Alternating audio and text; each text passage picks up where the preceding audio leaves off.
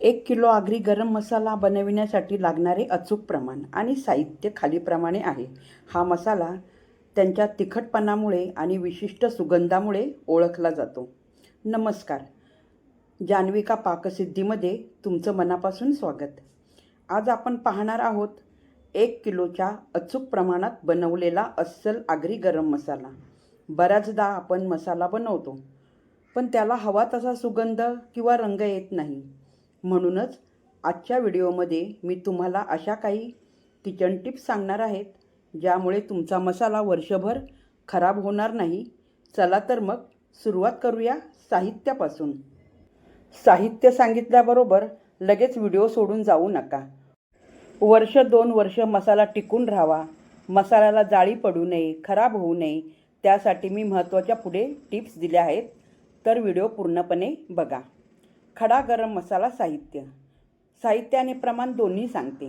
बेडगी मिरची रंगासाठी 500 ग्रॅम, शंकेश्वरी लवंगी मिरची तिखटपणासाठी 500 ग्रॅम, धने 250 ग्रॅम, जिरे 50 ग्रॅम, काळी मिरी 15 ग्रॅम, लवंगा 10 ग्रॅम, दालचिनी 10 ग्रॅम, चक्रीफूल 10 ग्रॅम, मोठी वेलची 10 ग्रॅम, हिरवी वेलची 5 ग्रॅम, जावित्री 5 ग्रॅम, दगडफूल 10 ग्रॅम, शहाजिरे 10 ग्रॅम, नागकेशर 5 ग्रॅम, खडा हिंग 10 ग्रॅम, जायफळ 1 नग, हळकुंड 50 ग्रॅम, मेथीदाणे 10 ग्रॅम, तमालपत्र 10 ते 15 पाने, बडीशेप 50 ग्रॅम.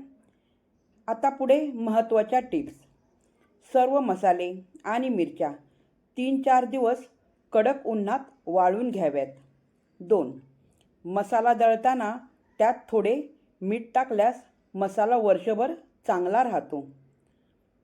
हा मसाला आगरी कोळी पद्धतीच्या नॉनव्हेज, चिकन, मटण आणि झणझणीत भाज्यांसाठी उत्तम आहे.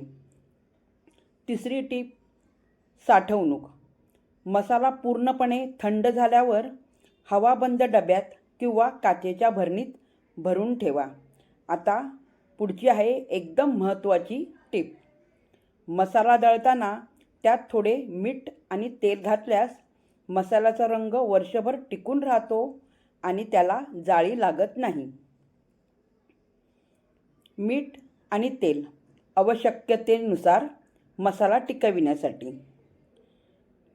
अजूनही आजच्या या किचन टिप्स आणि मसाल्याची ही रेसिपी तुम्हाला कशी वाटली हे मला कमेंट्समध्ये नक्की सांगा.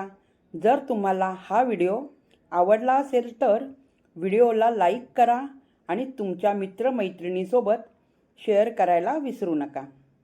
अशाच नवीन आणि पारंपरिक रेसिपीसाठी जान्हविका पाकसिद्धी चॅनलला नक्कीच सबस्क्राईब करा आणि शेजारील बेल आयकॉनवर क्लिक करा, जेणेकरून माझ्या पुढच्या व्हिडिओचे नोटिफिकेशन तुम्हाला सर्वात आधी मिळेल.